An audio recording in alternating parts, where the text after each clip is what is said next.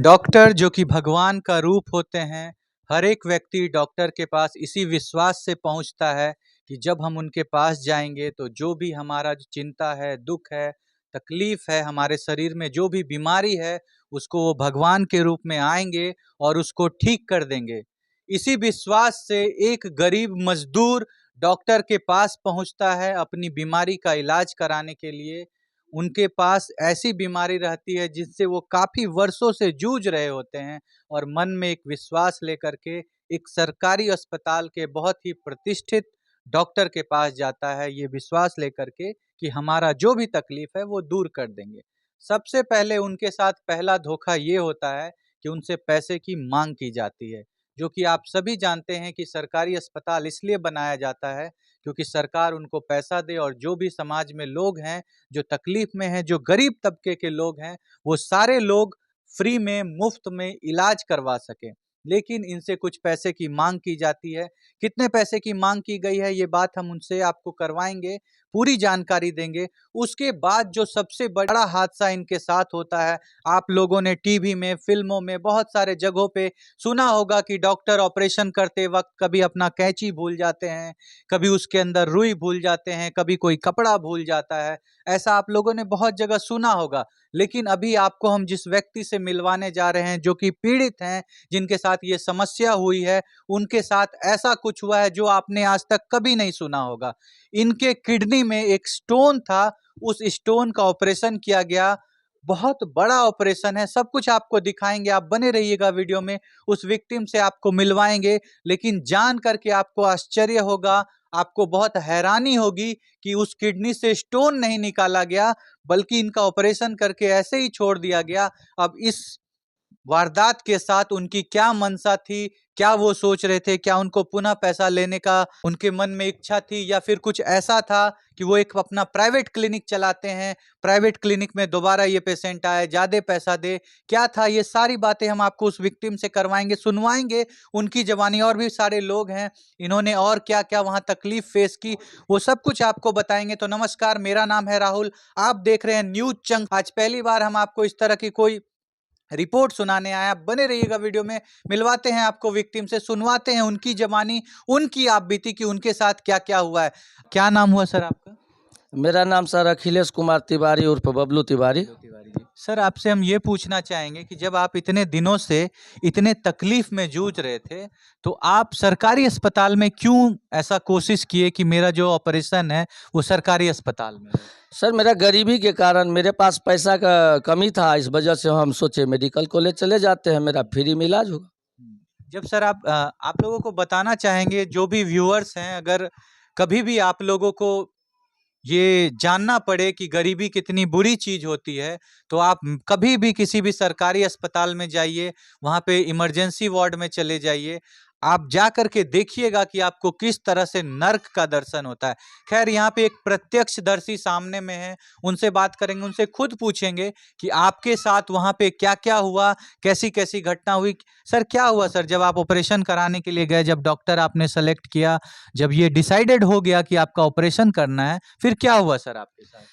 तो 7 तारीख को हमको सर एडमिट किए और उसी दिन मेरा ऑपरेशन हो गया। जी। ऑपरेशन होने के बाद जो है हम सर बेहोश कर दिए। बेहोश बेहोश किया जी, गया। और वहाँ पे वीरेंद्र कुमार और डॉक्टर गणेश कुमार अपना ड्रेस में बैठे थे। हाँ।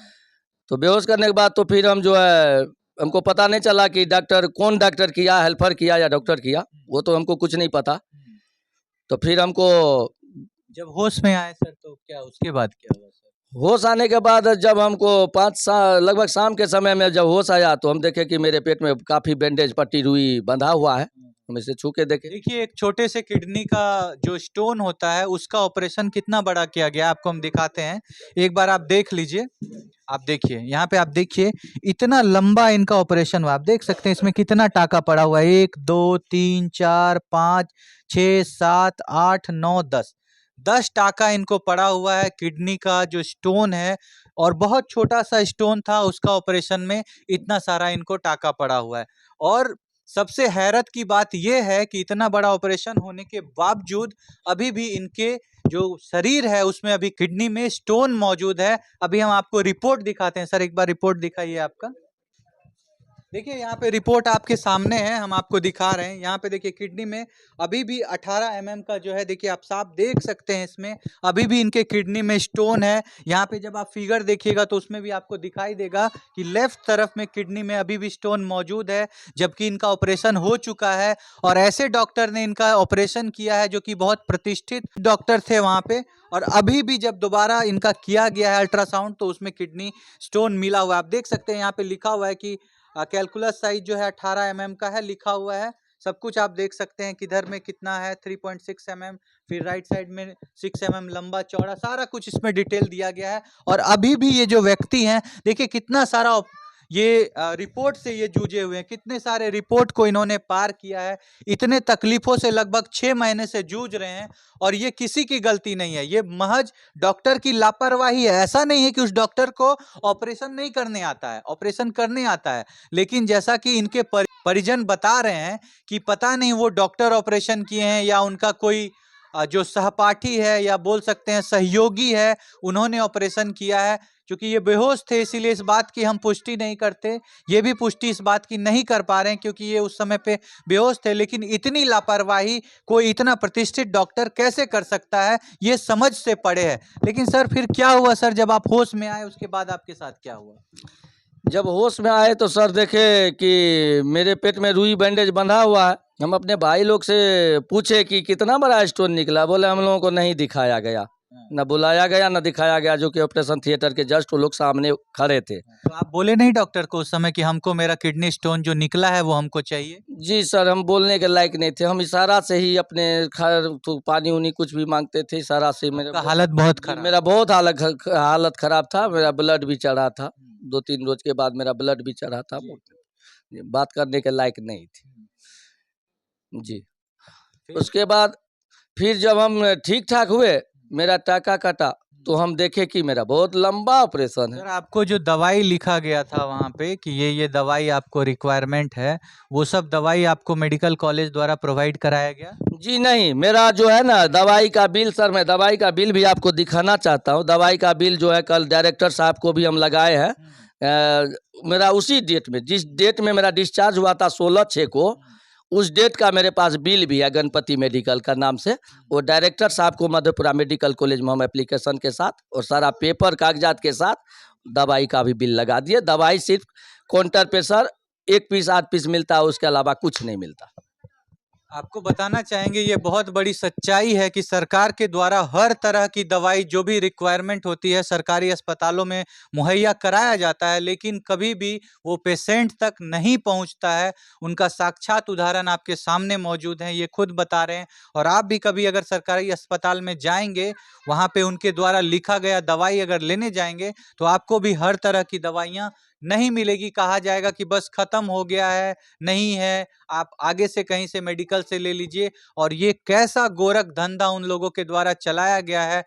प्राइवेट कंपनियों से वो लोग क्या लेते हैं, क्या देते हैं, जिसके कारण उन्हीं के द्वारा जो प्रिस्क्राइब, अब डॉक्टर है जो दवाई प्रिस्क्राइब कराएगा, मजबूरी होती है पेशेंट की कि हमको वही दवाई लेना पड़ता है। बहुत बार तो आपने ऐसा देखा होगा कि अगर डॉक्टर कोई दवाई प्रिस्क्राइब कराता है तो उनके बगल में जो मेडिकल है उसको छोड़ के आप अगर पूरे दुनिया घूम लीजिएगा तो आपको वो दवाई नहीं मिलेगी। सर ऐसा होता है कि नहीं सर? जी ऐसा आपने कभी फेस किया है कि नहीं? जी जी जी।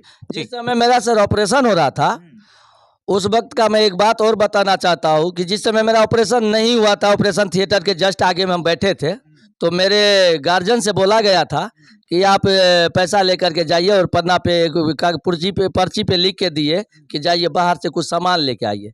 तो मेरे भाई लोग जो है, जो मेरे साथ गए थे, 2000-2500 रुपया लेकर बाहर गए और पता नहीं क्या क्या सामान, बैंडेज पट्टी, वो सब कुछ रुई सुई ला के दी। सब कुछ जो मुफ्त आपको मिलना चाहिए था, हर एक चीज के लिए आपसे सरकारी अस्पताल में चार्ज कराया गया। सर और आपके साथ क्या क्या ऐसी बुरी बुरी घटना हुई जो आप बताना चाहेंगे, पब्लिक को, दुनिया को बताना चाहेंगे कि सरकारी अस्पताल में इस तरह का काला धंधा चल रहा है? हम तो यही कहेंगे कि सर हम ऑपरेशन करवाए, और मेरा जब किडनी में स्टोन ऐसे पड़ा हुआ है तो उस मेडिकल कॉलेज का होने से क्या फायदा है। उस मेडिकल कॉलेज में तो सुने हैं कि बहुत जो गरीब आदमी जाता है, उसके पास अगर बोलने वाला कोई व्यक्ति नहीं रहता है, उसका ऑपरेशन में लापरवाही होता है तो कहीं भाग दौड़ नहीं कर पाता है तो सीधा ऊपर चला जाता है। और मेरे पास जो घटना हुआ, जो परेशानी हुई, तो हम पढ़े लिखे इंसान हैं, तो हम इसके विषय में सोचे कि मेरा इसका निष्कर्ष निकालना चाहिए, मेरा इसका इंसाफ होना चाहिए कि मेरे साथ ऐसा क्यों हुआ। 5 महीना बेड रेस्ट पे पड़े रहे, दो ढाई महीना बेड रेस्ट पे पड़े रहे, 2 ढाई महीना घर पे ऐसे थोड़ा बहुत टहलते फिरते थे, कुछ काम करने के लायक नहीं रह गए हम सर। मेरा शरीर बर्बाद हो गया, मेरा पैसा बर्बाद हुआ, और सब चीज़ से हम फिर दोबारा डॉक्टर साहब हमको ऑपरेशन करने का सलाह दे रहे हैं। बोले क्या आयुर्वेदिक दवाई खाइए। आप क्या सोचते हैं इस बारे में? आप अपनी राय को कमेंट में जरूर रखिएगा। छोड़ जाते हैं आपको इन सवालों के साथ कि जिसको आप भगवान समझते हैं, जिस पे भरोसा करके आप अपने जीवन को उनको सौंप देते हैं, इस विश्वास के साथ कि वो हमारे जीवन की रक्षा करेगा। अगर रक्षक ही भक्षक बन जाए तो फिर क्या करे इंसान, कहाँ जाए? और जो लोग ऐसा करते हैं पैसों के लिए या फिर किसी लापरवाही के कारण, या ऐसा छोड़ देते हैं कि चलो ये भेड़ बकरी है, गरीब मजदूर है, ये मरे जिए उससे हमको क्या फर्क पड़ता है, ऐसे डॉक्टर के बारे में, ऐसे इंसान के बारे में आप क्या सोचते हैं? आप अपनी राय को कमेंट में जरूर रखिएगा। छोड़ जाते हैं आपको इन सारे सवालों के साथ। मिलते हैं आपसे नेक्स्ट वीडियो में। तब तक के लिए जय हिंद, जय भारत।